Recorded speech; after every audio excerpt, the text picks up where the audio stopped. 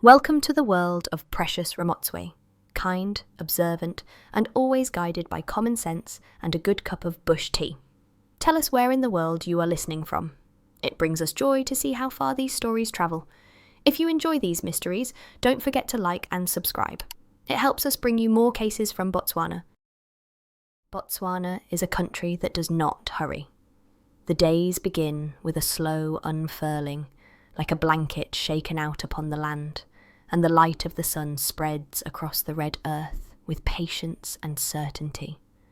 This morning was such a morning, warm, clear, and filled with the sort of quiet promise that makes one think of blessings yet to come. On Zebra Drive, in the little white house that everyone in Gaborone knew belonged to the No.1 Ladies Detective Agency, Ma Precious Ramotswe sat on her veranda with a cup of red bush tea. This tea was not just tea. It was, in her eyes, the very soul of Botswana captured in a warm, fragrant cup. She liked to think of her late father, the good Obed Ramotswe, when she drank it. He had been a man of cattle, a man who understood that honesty and patience were the true wealth of the land, far more enduring than diamonds or tall banknotes. Often he would tell her that a person who could wait, as cattle waited for the rains, would never be disappointed. And so, sipping her tea and gazing over the quiet garden, where an old pumpkin vine clung stubbornly to the fence, she remembered him, and she smiled. The sky, a wide Botswana sky, was already high above the acacias, with a few birds winging lazily across it. A white-browed robin chat called from somewhere near the mango tree, its liquid notes carrying the happiness of the morning. It was in such moments that Ma Ramotswe felt deeply grateful for her life, for her work, and for the people who had been placed in her care by fate and by love. From the far side of the yard came the sound of a motor turning over. That would be Mr. J.L.B. Matakoni, her husband, who was in the small garage shed testing an engine. He was the best mechanic in all Botswana, though he himself would never say so. He believed in the dignity of work well done, whether it was repairing the complicated German engine of a Mercedes or tightening the bolts on a sputtering old bakkie that belonged to a farmer from Molopolole. That was what made him loved and trusted, the humility of a man who knew much but never thought too highly of himself. At the agency office next door, Ma Grace Makutsi had already arrived. Ma Makutsi, with her spectacles and her ever-proud declaration of her 97% final mark at the Botswana Secretarial College, was not one to linger in bed. She valued punctuality almost as much as she valued shoes, and this morning she was wearing a new pair, blue leather with small, precise buckles, that clicked decisively against the linoleum floor as she arranged her files. To her mind, shoes had voices, and these new ones, she thought, were saying, "We are smart, we are responsible, and we deserve respect." The apprentices at the garage, two young men whose energy was often greater in mischief than in useful labour, shuffled about reluctantly. They were supposed to sweep the yard, but one was sitting on a tyre, whistling, while the other poked at a bit of wire, pretending it was vital work. From her veranda, Ma Ramotswe could see them, and she shook her head, smiling. Youth, she thought, was always inclined to test the patience of its elders, but perhaps, with time, even these boys would find steadiness.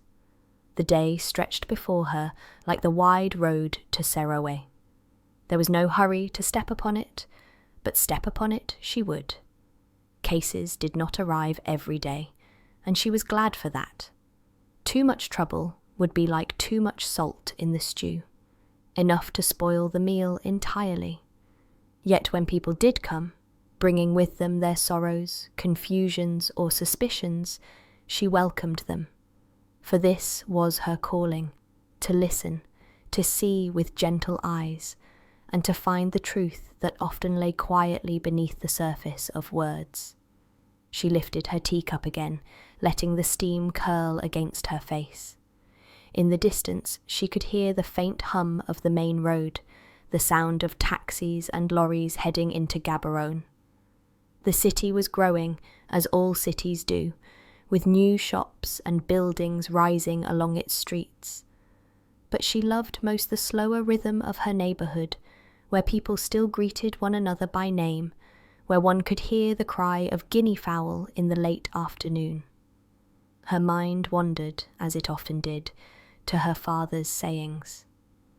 Obed Ramotswe had once told her, "A man who lies about small things will soon lie about big ones, and then he will lose the respect of cattle and men alike." That thought came unbidden, like a small bird darting into her garden, and it lingered there. She did not know why it should come on this morning, but perhaps it was a sign that some matter of truth and falsehood was about to enter her life once more. In Botswana, one learned to pay attention to such signs, however small they seemed. The door to the office opened, and out came Ma Makutsi, smoothing her skirt. "Good morning, Ma," she called. Her voice carried the pride of someone who knew her value, and Ma Ramotswe returned the greeting warmly. "Dumela, Ma Makutsi," she said. "I see your shoes are new today. They are looking very fine." Ma Makutsi beamed. "Yes, Ma, they are very fine shoes, and they are saying something important, I think." Ma Ramotswe laughed softly.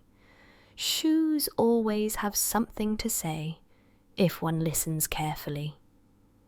It was a small exchange, but it set the tone of the day. Gentle, affectionate, filled with the little comforts that made life sweet.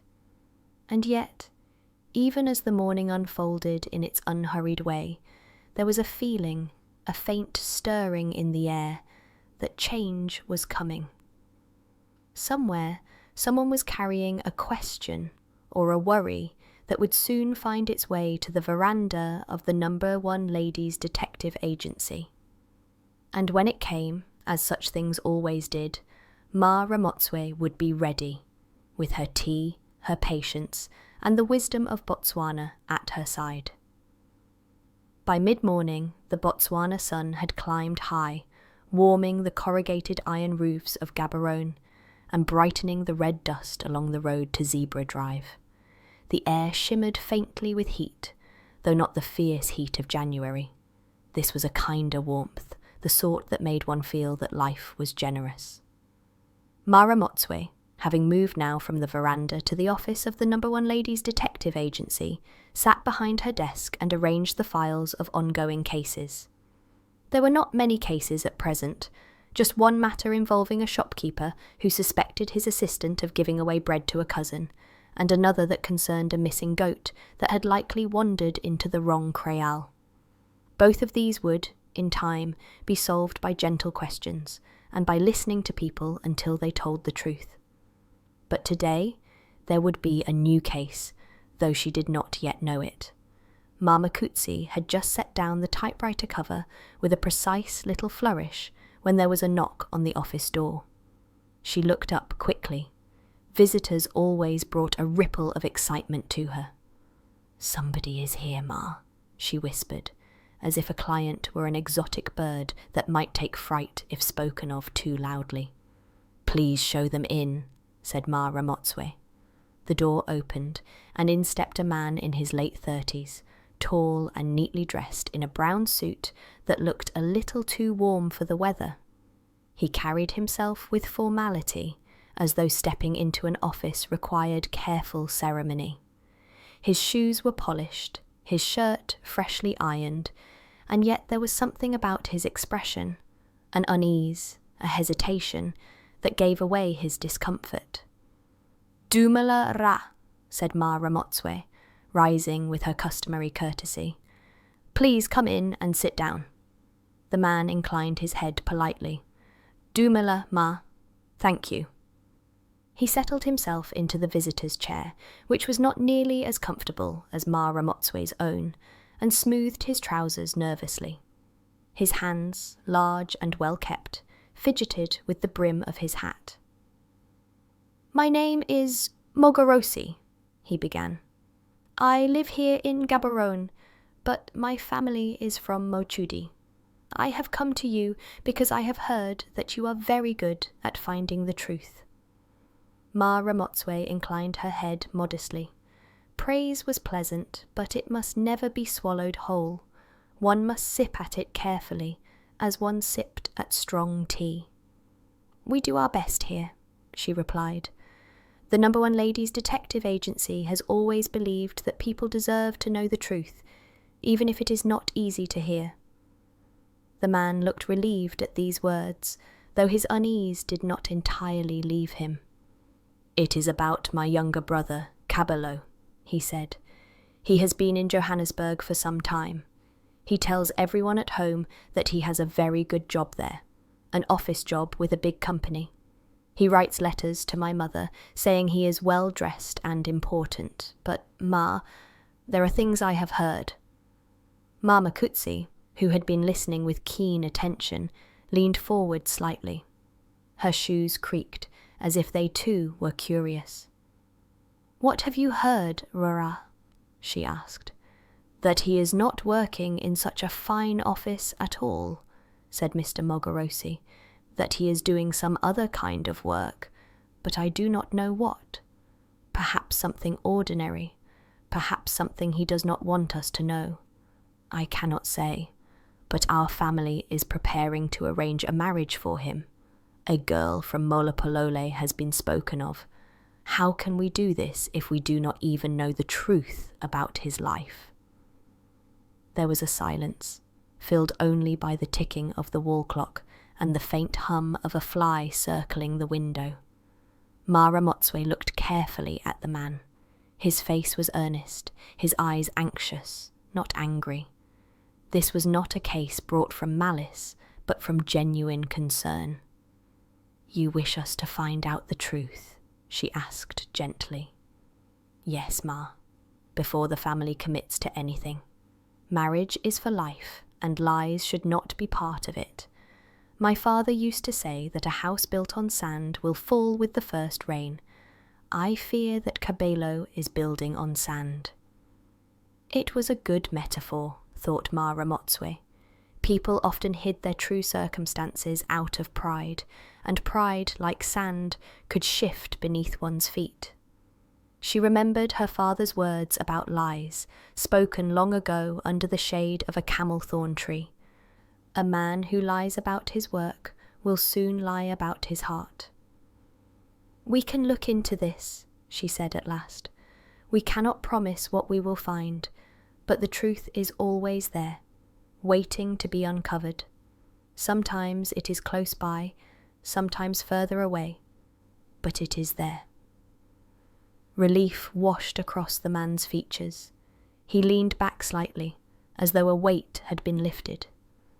"Thank you, Ma. That is all I ask." "Tell me," said Ma Ramotswe, "when was the last time Kabelo visited home?"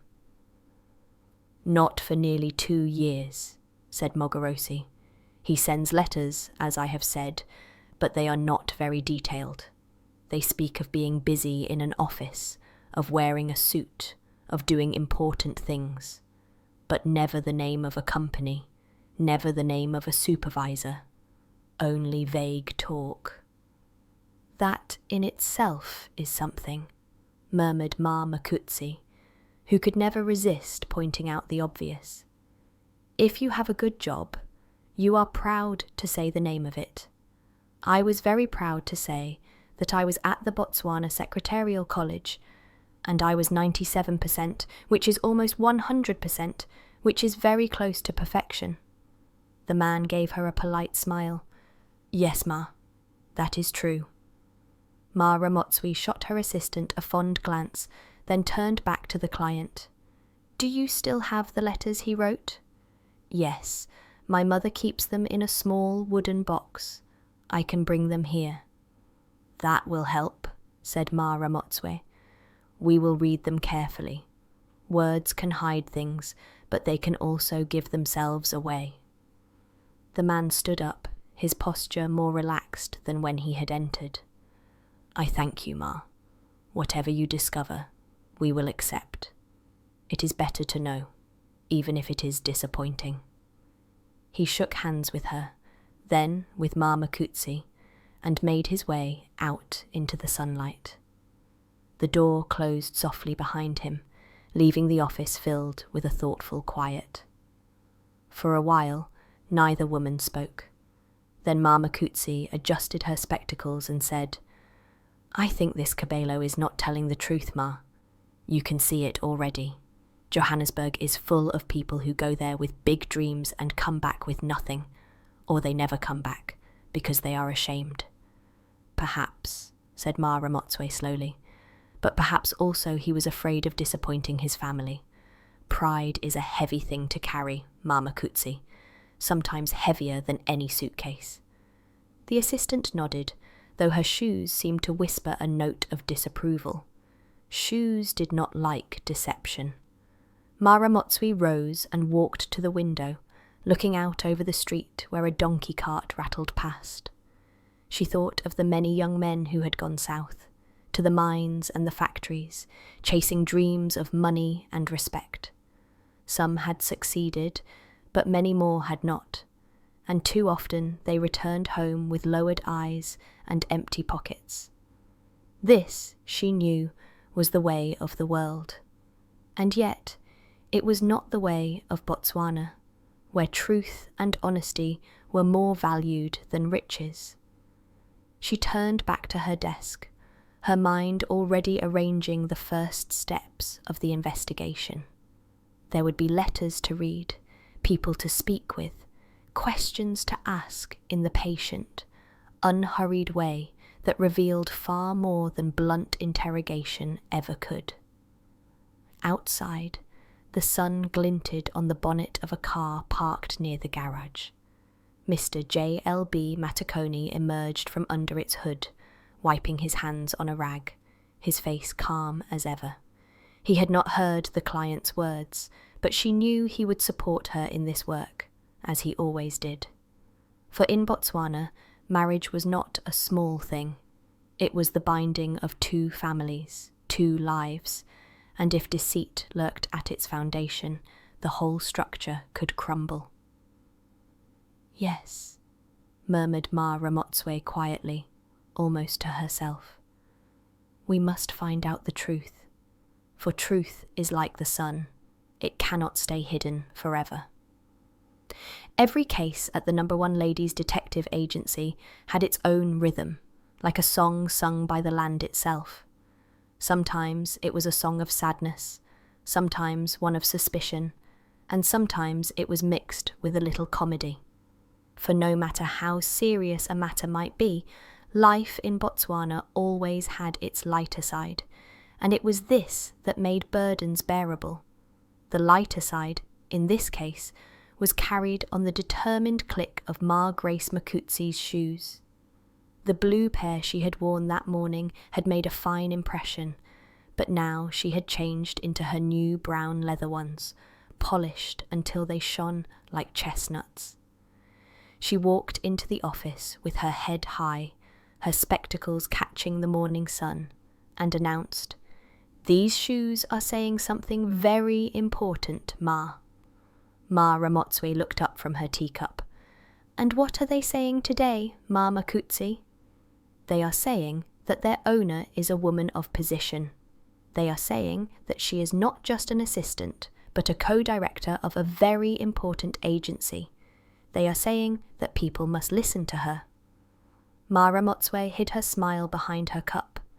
It was true that Ma Makutsi's shoes often said more than their fair share, but perhaps that was no bad thing. Shoes gave courage, and sometimes courage was needed in the small battles of life, whether against dishonest men, nosy neighbours, or even the apprentices at Clockweng Road Speedy Motors. Those apprentices were, as always, a source of vexation for Mr. J.L.B. Matakoni. He was a man who believed deeply in the dignity of work. To mend an engine was, for him, almost an act of worship, a way of showing respect for the machine, for its owner, and for the craft passed down by older mechanics. But the apprentices did not always share this reverence. On this particular morning, Ma Ramotswe, stepping across to the garage, found one of them leaning against a wheelbarrow, idly scratching shapes in the dust with a stick, while the other was attempting to balance a spanner on his nose. Mr. J.L.B. Maticoni, standing nearby with a carburetor in his hand, looked as if his patience was once again being tested. "You boys," he said quietly, "do you think engines repair themselves? Do you think customers will pay for you to play games?"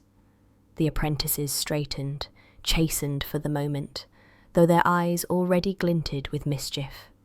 They knew their employer was too kind-hearted to dismiss them, and in truth they admired him greatly, even if they often forgot to show it. Ma Ramotswe intervened with her usual tact. "Perhaps they need more to do, Rara. Idle hands, as my father used to say, can be the beginning of trouble." Mr. J.L.B. Maticoni sighed. "Perhaps, but I sometimes think their hands would find trouble, even if they were busy." It was at that moment that a familiar voice called from the gate, a voice as rich and commanding as the aroma of her famous fruitcake. "Ma Ramotswe! Ma, are you there?" It was Ma Potokwane, the formidable matron of the orphan farm, walking briskly towards them with a small box in her hands. She carried her fruitcake the way others might carry a shield, for it was a weapon of persuasion known to all in Gaborone.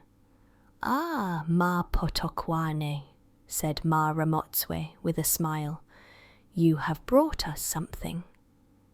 "Yes, Ma," replied the matron, placing the box on the bonnet of a car. "This is a little fruitcake for you and for your husband. But first, there is a matter I wish to discuss." That was always the way with Ma Potokwane. She did not ask directly for favours. She presented them, wrapped in the sweet, dense folds of her cake. "The orphan farm is in need of a new water pump," she began. "The old one is coughing like an old man with a bad chest. I thought perhaps your husband might come and look at it. He is the only man I know who can make machines listen to him." Mr. J.L.B. Maticoni glanced helplessly at his wife. He was already overburdened with work, but he could never refuse Ma Potokwane. The fruitcake, waiting patiently in its box, seemed to nod in agreement. "I will come," he said at last. "This weekend, perhaps." "Good," said Ma Potokwane, satisfied. She turned her attention to Ma Ramotswe. "And how is business at the agency, Ma? I trust you are keeping the men of this country honest." Ma Ramotswe chuckled. "We are trying, Ma, but it is not only men who cause trouble. Sometimes it is women too." "Indeed," said the matron firmly, "but more often than not, it is men. That is the truth." With that, she gathered her skirts, left the cake, and swept away, her mission accomplished. Back in the office, later that afternoon, Mama Kutsi was typing up notes when she paused to gaze at her shoes. They gleamed back at her, approving of her hard work. But somewhere in her heart, she felt a small pang of worry. She had been spending much on shoes lately, more than she might admit to Futi Radifuti, her kind but cautious husband. Shoes were important, yes, but so was prudence. Still, she thought, perhaps Kabelo's lies about Johannesburg were not so different from her own little exaggerations. Her insistence that shoes could talk, her hints that she was more than an assistant. Pride, she realised, came in many forms. She looked up to find Ma Ramotswe watching her with kind eyes. "Shoes are good, Ma," said the older woman softly. "But honesty is better. Remember that." Ma Makutsi nodded, chastened but grateful. The shoes shifted on her feet, a little quieter now, as if they too were reflecting on this truth. And so, while the main case of Kabelo unfolded with its questions and hidden truths, the small dramas of daily life continued to weave their way into the fabric of the agency. The apprentices with their mischief, Mr. J.L.B. Matakoni with his endless patience, and Ma Potokwane with her fruitcake and her impossible requests. Together, these threads reminded Ma Ramotswe that life was never one thing only.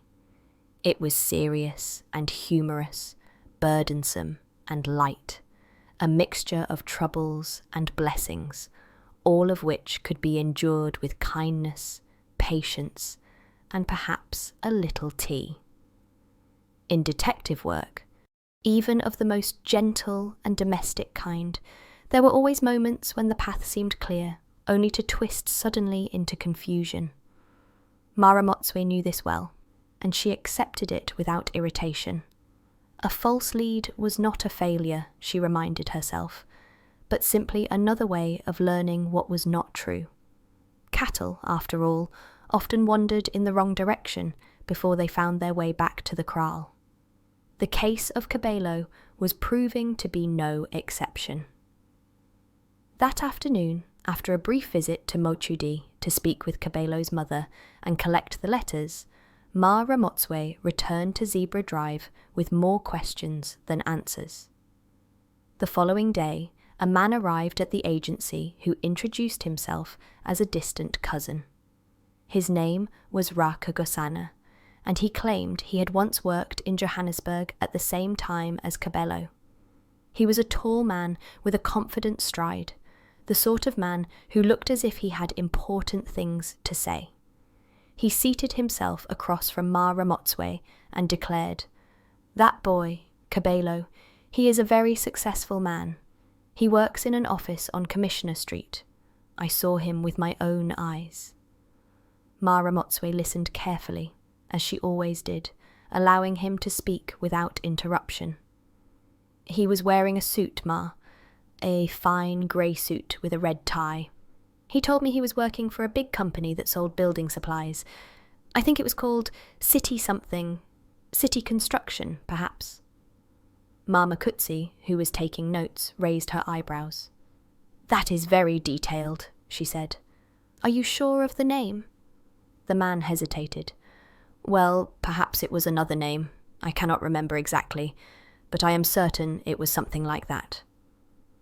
That uncertainty troubled Ma Ramotswe. People who told the truth usually remembered the details clearly. It was liars, or people who wanted to impress, who grew vague when pressed. Still, she thanked the man politely, offered him a glass of water, and assured him they would look into it. After he left, Ma Makutsi frowned. "This is suspicious, Ma. First, we hear Kabelo wore overalls.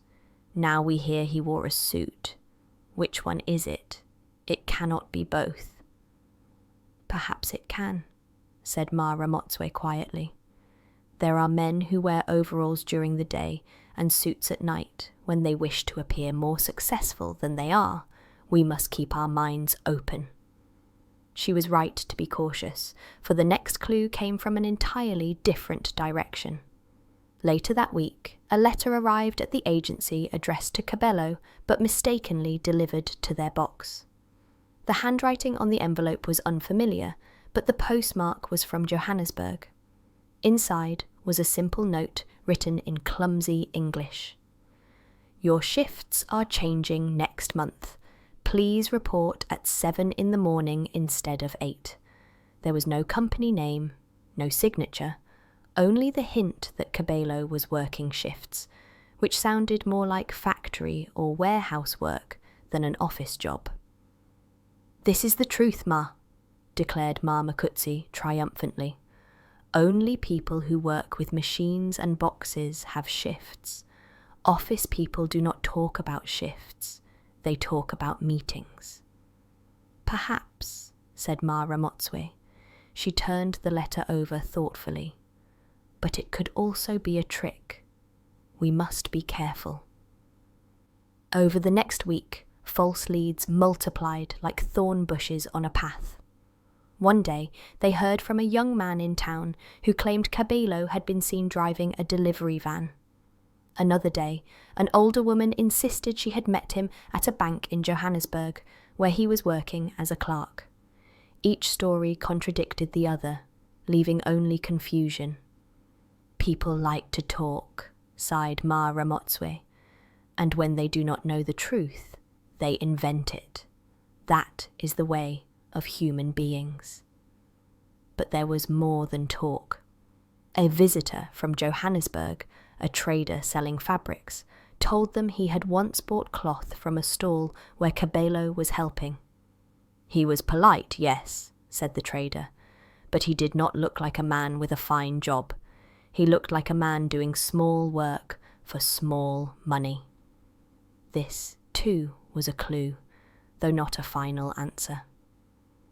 At the end of that long week, Ma Ramotswe sat with her husband on the veranda, telling him of the false trails. Mr. J.L.B. Matakoni listened in his quiet way, nodding occasionally, his hands folded in his lap. "You know," he said at last, "when an engine makes a strange noise, you must be patient. You listen once, and you think it is the carburetor. You listen again, and you think it is the gearbox. But if you wait and pay attention, the true sound will show itself. It is the same with this boy." "That is wise, Ra," said Ma Ramotswe, smiling. "The truth will reveal itself in time." Back at the office the next morning, Ma Makutsi was less patient. "Engines may have time, Ma, but people do not. The family wants an answer, and these shoes," she looked down at her brown leather pair, "these shoes are saying they are tired of waiting." The shoes clicked in agreement as she rose to file the contradictory statements into a folder labelled Kabelo. The folder was already thick with notes, letters, and scraps of information, some of it useful, some of it nonsense. Yet even within the tangle of false leads, Ma Ramotswe saw a pattern emerging. Every story pointed away from the image Kabelo had painted of himself, the important man in a fine office, doing meetings and signing papers. Whether he wore overalls, sold cloth, or drove a van, it was clear that he was not what he claimed. The truth was not yet fully visible, but its shadow was there. Still, she would not rush. The path of false leads was frustrating, yes, but it was also a reminder of something important, that truth was rarely simple, and that human beings were often more complicated than they first appeared. That evening, as the doves cooed in the trees and the air cooled with the approach of night, she allowed herself a moment of quiet reflection. False leads, she thought, were not wasted steps. They were part of the journey, teaching patience and reminding her of her father's wisdom. Even the wrong road will teach you something about the land. And so she resolved to continue with calm determination. The false leads had been noted, their lessons absorbed. Soon the right path would open, as it always did, with the help of kindness, observation, and a little patience. It was a quiet Saturday afternoon in Gaborone, the kind of afternoon when the whole town seemed to rest. The taxis at the rank were fewer than usual, the shops were closing their doors early, and the cattle outside the city grazed lazily in the pale sunshine. The sky was wide and forgiving, the sort of sky that made one feel that all troubles, no matter how pressing, were still small against the canvas of Botswana. Ma Ramotswe sat on her veranda with her pot of red bush tea and a small plate of fat cakes. The kettle had been boiled twice already, for tea was her constant companion when her mind was working. She had spread out before her the letters of Kabelo, the notes taken by Ma Makutsi, and the recollections of neighbours and cousins. It was a tangle of contradictions, suits and overalls, banks and warehouses, vans and fabric stalls. If she had been a different kind of detective, she might have been frustrated, but she was not that kind of detective. She was Botswana's first lady detective, a woman who believed that truth was not something to be forced, but something to be listened out for, like the distant call of guinea fowl at dusk. She thought of her father, Obed Ramotswe, and his sayings. Her father had never been to Johannesburg, had never worn a suit or sat behind a desk, but he had known people. He had understood what pride could do to a man's heart. A man who lies about his cattle will soon lie about his children, he had once said. And another time, sitting beneath a camel thorn tree, he had told her, "People lie not because they wish to deceive, but because they wish to be loved." That was the thought that returned to her now. Kabelo was not lying to cheat or to steal. He was lying to be loved, to be admired by his family, to stand taller in their eyes.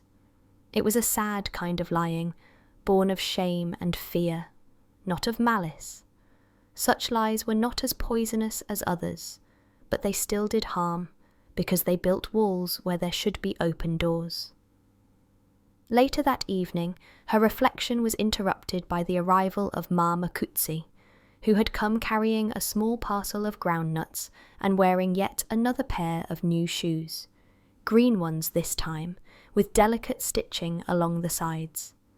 She settled herself on a chair, adjusted her spectacles, and helped herself to a fat cake. "These are very good, Ma," she said approvingly. "Shoes are important, yes, but fat cakes are also important. They give energy for work." Ma Ramotswe smiled. "Yes, Ma. And what have your shoes been saying today?" "They are saying that patience is difficult," replied Ma Makutsi promptly. "They are saying that Kabelo's lies are wasting our time." Ma Ramotswe poured her another cup of tea. "Sometimes patience is all we have, Ma. If we rush, we may trample the truth under our feet, as cattle trample tender grass when they hurry to water." Ma Makutsi sighed. "Perhaps, but it is hard to wait. His family needs answers. That poor mother in Mochudi, she is worried. And what about the girl they are preparing to marry him to? She does not deserve a husband who hides things." "That is true," said Ma Ramotswe. "Marriage must be built on truth, otherwise it will not last. But we must also understand why he hides. Johannesburg is a hard place, Ma. Many people go there with big dreams. Some return rich, but many return with nothing. That is not their fault. It is just the way the world is." The conversation drifted into silence, and together they listened to the distant voices of children playing in the street. Later that evening, when Ma Ramotswe recounted these thoughts to her husband, Mr. J.L.B. Matakoni, he nodded gravely. "It is pride, Ma. Pride makes men foolish. I see it every day in the garage. A man will not admit that he has broken his engine by putting cooking oil instead of motor oil. He will say it was someone else. Pride makes him do that, but the truth is better, even if it makes you look foolish." "Exactly," said Ma Ramotswe. "And this Kabelo, he is ashamed. He wants his family to believe he is important. But it is better to be ordinary and honest than to pretend to be great."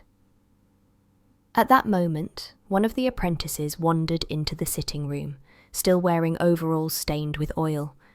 He looked sheepish, as apprentices often did when they had been caught in idleness. "Ma," he said, "we were supposed to fix the wheelbarrow today, but the truth is, we forgot." Mr. J.L.B. Matakoni raised an eyebrow, but before he could speak, Ma Ramotswe smiled. "Thank you for telling the truth, Rara. That is better than pretending. Tomorrow you can fix it." The boy grinned, relieved, and hurried away before further instructions could be given. "You see," said Ma Ramotswe, "even small truths matter. That boy has learned something today." Mr. J.L.B. Matakoni chuckled softly, though he doubted the apprentice had learned quite as much as his wife imagined. Still, he admired her way of finding meaning, even in small things. The following day brought another reflection, this time from Ma Potokwane, who appeared once again with her fruitcake. She sat firmly in the office chair, her voice filling the room. "This Kabelo," she said, "is like many boys at the orphan farm. They tell tall stories about themselves because they want to be chosen, to be loved by a family. But in the end, love comes from truth, not lies. If a child says he can sing, but he cannot, do we love him less? No. We love him because he is ours. That is what families must remember." Her words struck home. Ma Ramotswe felt the wisdom in them, the plain and practical wisdom that came from years of caring for children who had nothing but their honesty to give.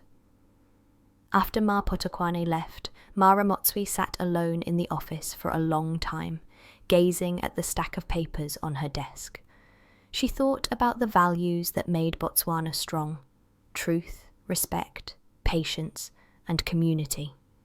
These values were not always easy to live by, but they were the pillars of life. Botswana was not a rich country in the way of great nations, but it was rich in decency. People here might not have much money, but they greeted one another by name. They looked after their neighbours. They shared what they had, even if it was only a cup of tea or a piece of bread. That, to her, was wealth greater than diamonds. And so, as the sun dipped low and the sky turned the colour of apricots, she made her resolution. Whatever the final truth about Kabelo's work, it must be handled with compassion. He had not stolen. He had not harmed anyone. He had only tried to appear more than he was, out of pride and fear. The family deserved honesty, yes, but Kabelo deserved kindness too. As she poured herself one last cup of tea, she whispered her father's words aloud, as if speaking them to the fading light. Truth without kindness is like the sun without shade. It burns.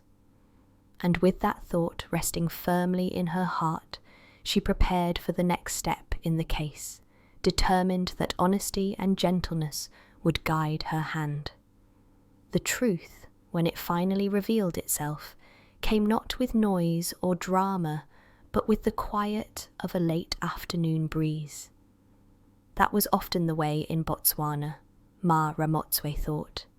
The important things of life did not always arrive in great fanfare. They came gently, like cattle returning from pasture at dusk, their bells tinkling softly, their shadows stretching long across the red earth. It began with the cousin, Thabo, whom the Mogorosi family had mentioned. He came to the office one morning carrying a bag of mealie meal and a tired look, for he had been working since dawn. He was a man of straightforward ways, not given to the fancy exaggerations that others sometimes indulged in. When asked about Kabelo, he hesitated for only a moment before speaking the simple truth. "Yes, I saw him in Johannesburg," said Thabo, his voice steady. "We met once in Hillbrow, on the street. He was wearing overalls. He said he was working as a cleaner in a big building. Sometimes he had other small jobs, moving boxes, delivering things. He was ashamed to tell the family because he knew they expected something greater, but that is what he was doing." There it was, not the grand office of the letters, not the suit and tie of the false stories, but the reality of a man working hard in ordinary labour. Ma Ramotswe nodded slowly. She had expected as much, and yet hearing it confirmed brought a mixture of relief and sadness.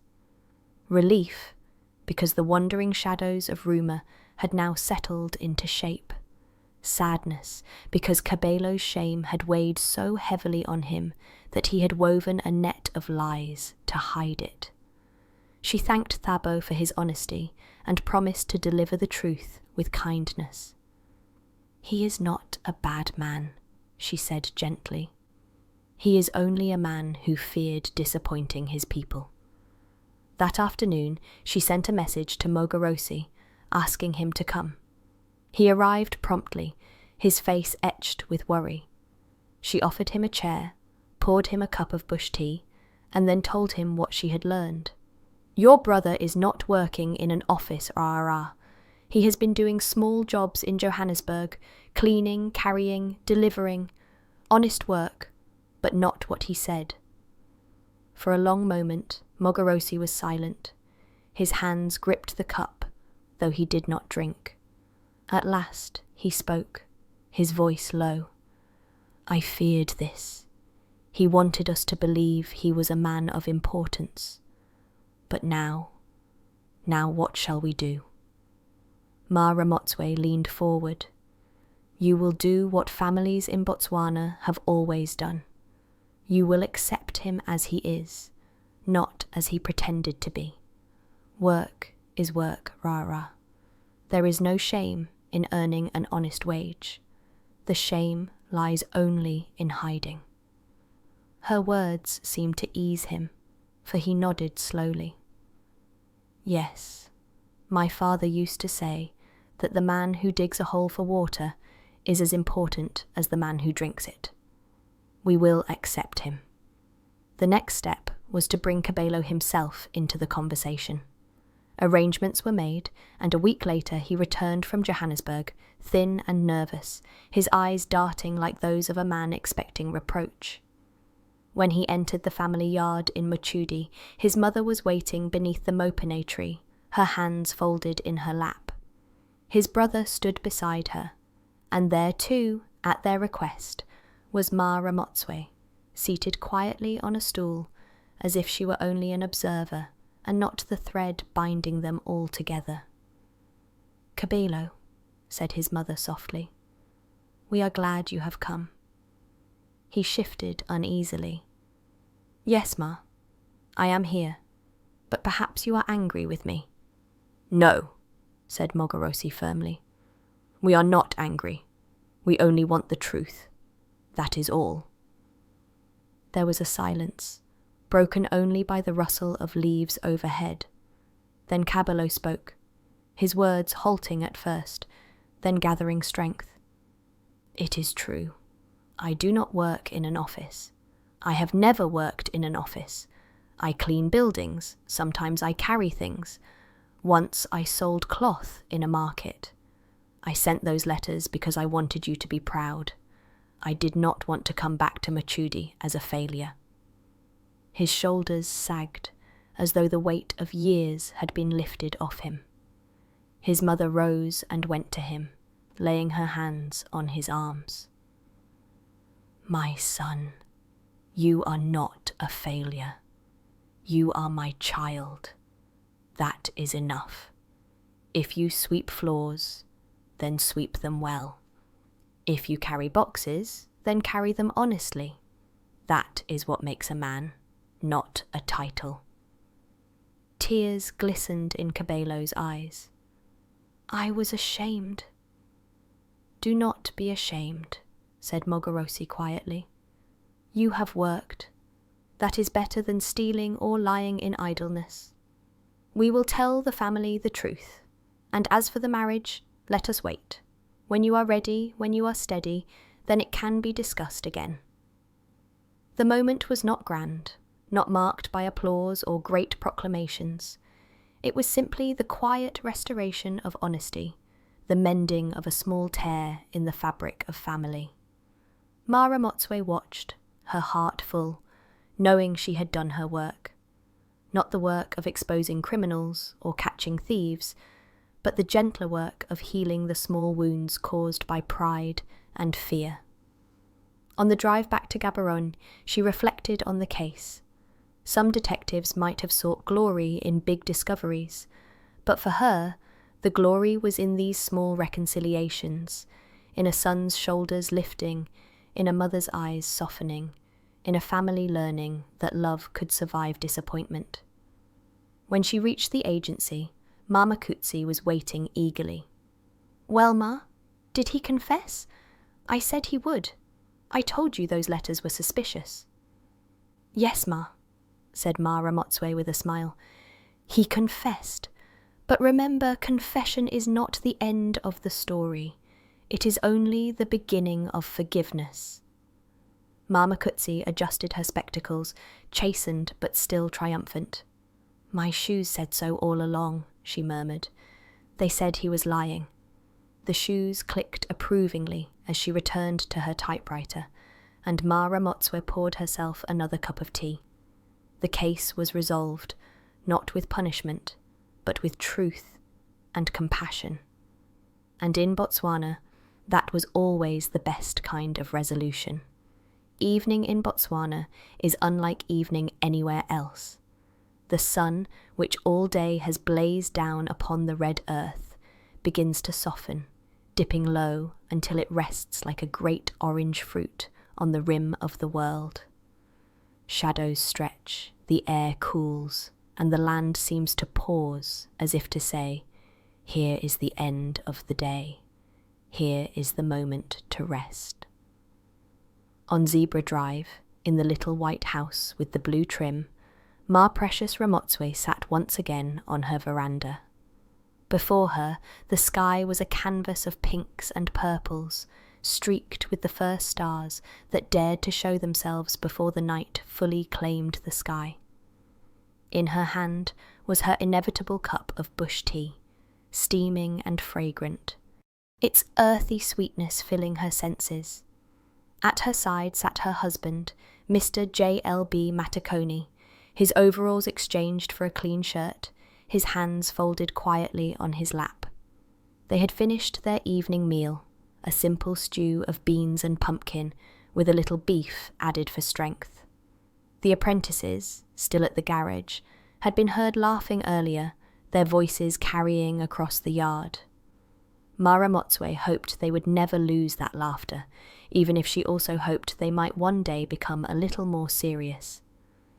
"It has been a long week, Ra," she said softly, her gaze lingering on the fading horizon. "Yes," he replied, "a week of engines that would not listen, and of boys who would not work. And for you, Ma, a week of secrets and lies." She smiled.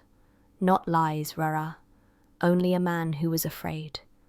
That is different." He nodded. "Yes, that is different. And now the family knows the truth. They can go on. That is the important thing." There was a silence between them then, not an empty silence, but the comfortable one that grows between people who have shared much and who no longer need words to say what they feel. The evening breeze stirred the leaves of the mango tree, and the distant lowing of cattle drifted on the air. In the office next door, the typewriter had been stilled for the day, but Ma Grace Makutsi had not yet gone home. She appeared now in the doorway, her green shoes clicking firmly on the veranda steps. She carried her handbag and wore an expression of satisfaction. "Ma," she said, "I have been thinking about this case. It has taught us something important." "Oh yes, Ma," asked Ma Ramotswe with a smile. "And what is that?" "That lies do not last," said Ma Makutsi firmly. "Shoes can tell, and letters can tell. You can pretend for a while, but in the end, the truth shows itself." Her shoes clicked in agreement, as if underlining the point. "That is true," said Ma Ramotswe. "But remember also that we must forgive. If we only punish, then people will hide even more. If we forgive, they will be honest. Mama Kutsi tilted her head, considering this. She was proud of her sharpness, of her 97%, but she was also learning, slowly, the softer wisdom that came so naturally to Ma Ramotswe. "I will remember that, Ma," she said at last. "Perhaps even these shoes will remember." They all laughed gently at that, and Mama Kutsi took her leave, calling out a cheerful good night as she went off to her home where Futi Radifuti would be waiting, kind and patient as always. Left alone with her husband, Ma Ramotswe leaned back in her chair, the woven wood creaking beneath her. She thought of Kabelo, of his bowed head when he confessed, of his mother's gentle hand on his arm, of the relief in Mogorosi's eyes. She thought of the lesson that had come once again to the doors of her agency, that people lie not because they wish to deceive, but because they are afraid of being unloved, and that the remedy for such fear was not harshness, but kindness. Her father's voice came back to her, as it so often did in moments of reflection. "A cow that strays may still return to the herd," he had said once. "It only needs to be guided home."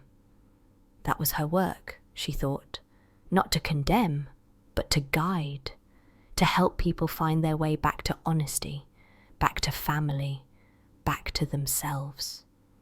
The stars were brighter now, filling the darkening sky with their steady glow. Mr. J.L.B. Matakoni rose to fetch a small blanket for her shoulders, though the air was not yet cold. That was his way, quiet care, given without fuss. She accepted it with a grateful smile. "You have done well, Ma," he said. "Your father would be proud." Her eyes softened. "It was his wisdom that guided me, Ra. I only listened." They sipped their tea in silence for a while longer, watching the last of the light fade. From somewhere down the road came the sound of a dog barking, then the laughter of children being called indoors. Life continued in its ordinary, beautiful way. At last, Ma Ramotswe rose, gathering her teacup. "It is time to rest, Rora. Tomorrow will bring its own troubles, and perhaps another case. But tonight, we are blessed with peace." He nodded, and together they went inside, leaving the veranda to the night and the watchful stars above. And so ended another case of the No.1 Ladies Detective Agency. Not with triumphal shouts or the flashing of handcuffs, but with the quiet satisfaction of truth restored, with the gentle bonds of family strengthened, and with the reminder that in Botswana, as everywhere, kindness is the greatest detective of all. Botswana is a land of wide skies, where mornings arrive slowly and the sun spreads like honey over the red earth. On Zebra Drive, Ma Precious Ramotswe sat on her veranda with her cup of bush tea, remembering the wisdom of her late father, Obed. He had taught her that truth, like the sun, always comes through in the end. That thought lingered as she listened to the chatter of birds and the sound of her husband, Mr. J.L.B. Matakoni, working patiently in the garage. At the office, Ma Grace Makutsi had arrived in a new pair of polished shoes. They clicked importantly on the floor, announcing that their owner was 97% at the Botswana Secretarial College and deserving of respect. Business was quiet until a tall, uneasy man stepped in. He introduced himself as Mogorosi and spoke of his younger brother Kabelo, who lived in Johannesburg. Kabelo had written home claiming to work in a fine office, yet whispers suggested otherwise. The family was preparing a marriage, and Mogorosi feared the foundations were built on sand. Could Ma Ramotswe discover the truth? The investigation began in Mochudi, where Kabelo's mother produced a box of his letters. They were polite, full of vague references to meetings and importance, yet strangely empty of detail. Neighbours remembered seeing him leave with a small suitcase and later return briefly in overalls rather than a suit. Suspicion deepened, though Ma Ramotswe reminded herself that pride, not malice, often lay behind such disguises. Back in Gaborone, life unfolded with its usual mixture of humour and small dramas. Mama Kutsi grew proud of her new shoes, which she insisted had their own opinions. The apprentices at the garage played at laziness until gently chastised by their employer, and Ma Potokwane, armed with her famous fruitcake, appeared to persuade Mr. J.L.B. Matakoni to repair the orphan farm's water pump. Such moments were threads in the tapestry of life, reminders that detective work was never separate from the everyday concerns of community. False leads soon complicated matters. One cousin claimed to have seen Cabello in a smart suit working at a company whose name he could not quite recall. Another visitor insisted Cabello had been driving a delivery van. A misdelivered letter hinted at shifts beginning at 7 in the morning, more factory than office. People contradicted one another until the truth seemed buried under rumour. Yet Ma Ramotswe did not lose patience. Even the wrong road will teach you something about the land, she reflected, echoing her father. It was Ma Potokwane who voiced the heart of the matter. Children, and even grown men, tell stories because they want to be loved, but love comes from truth, not from boasting. Her plain wisdom struck home.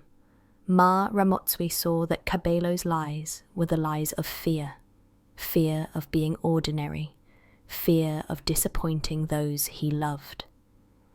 Such lies harmed, yes, but they were not the worst kind. The real confirmation came with Thabo, a cousin who had worked in Johannesburg. He spoke simply. Cabello had been cleaning offices, carrying boxes, sometimes selling cloth at a market. Honest work, but not the grand office life he had described in his letters. With this truth, Ma Ramotswe arranged a meeting. Under the mopane tree in Mochudi, Cabello confessed. His voice trembled as he admitted his deception, his shoulders sagging under years of shame. I wanted you to be proud, he told his mother. She placed her hands on him and answered gently. If you sweep floors, sweep them well. That is what makes a man, not titles. His brother agreed that marriage would wait until Cabello was steady, but there was no anger, only relief. Truth, once spoken, had opened the way for forgiveness. Back on Zebra Drive, the case was closed with quiet satisfaction. Mama Kutsi declared that her shoes had known all along that Cabello was lying, while Ma Ramotswe reminded her that confession was not the end, but the beginning of forgiveness. In the evening, as the sun melted into apricot light and stars pricked the sky, she sat on the veranda with her husband.